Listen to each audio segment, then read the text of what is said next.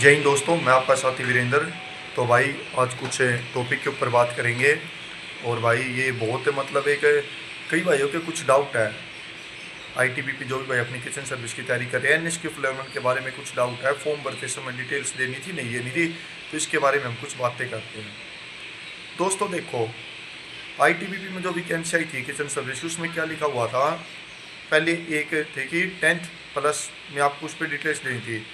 जैसे उसमें 10वीं की डिटेल्स मांग रखी थी, उसमें आपको खाली 10th की डिटेल्स देनी थी।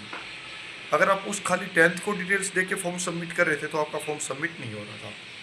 सेकंड क्या था कि 10th plus and NSQ level 1 certificate आपके पास 10वीं पास होने चाहिए और आपके पास सर्टिफिकेट होना चाहिए एनएसक्यू लेवल 1 का।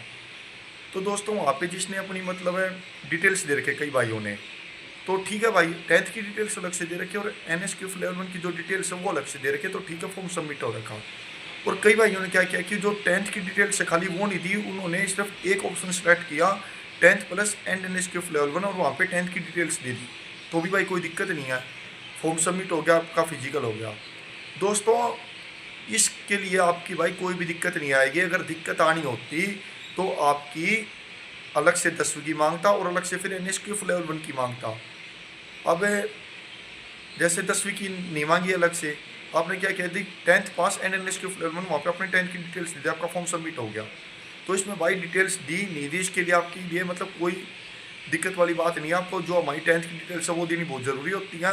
अब जैसे आईटीबीपी की कई वैकेंसी आती है, जैसे गार्डनर में भी आती है भाई, उसमें देखा कि सर्टिफिकेट मांगते हैं, वहाँ कोई डिटेल्स मांगते हैं नहीं मांगते। बार्बर की वैकेंसी आती है, सर्टिफिकेट मांगते हैं, वहाँ कोई डिटेल्स होती है नहीं होती। तो दोस्तों इसकी ड्राइवर की वैकेंसी आती है, उसमें भी येस और नो का ऑप्शन लिखा रहता है कि भाई है आपके पास, ठीक है। अब जैसे भी ये सब अब बहुत सारे भाई पूछेंगे भाई डिटेल्स देनी थी, ज़रूरी थी, तो दोस्तों सर्टिफिकेट आपका 1 अक्टूबर से पहले का होना चाहिए, ये आपका वैलिड होना चाहिए डिटेल्स के लिए, उसमें कोई भी दिक्कत नहीं है। अब बात करते कि भाई जैसे बीएसएफ में वैकेंसी आ रखी है, उसमें भी क्या लिखा हुआ है, आपके पास सर्टिफिकेट है येस एंड नो, ये लिखा हुआ, कोई डिटेल्स मांग रखी है।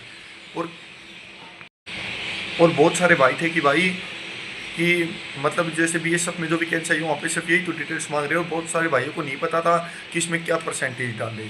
और जिसके पास सर्टिफिकेट मतलब 1 अक्टूबर से पहले का, उन भाइयों ने देखो डिटेल्स नहीं दे रखी, बहुत भाई है।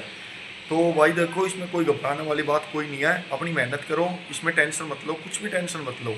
क्योंकि अगर ऐसा होता ना कि भाई डिटेल्स देनी थी तो अलग से मतलब है जैसे बीएसएफ में ऑप्शन आता तो अलग से कैसा ऑप्शन मिलता, नहीं तो फिर भाई फॉर्म मतलब अप्लाई नहीं होते। ठीक है दोस्तों, तो खाली 10th की डिटेल्स दे रखे, इसमें कोई भी घबराओ मत भाई, अपनी तैयारी करो अच्छे से।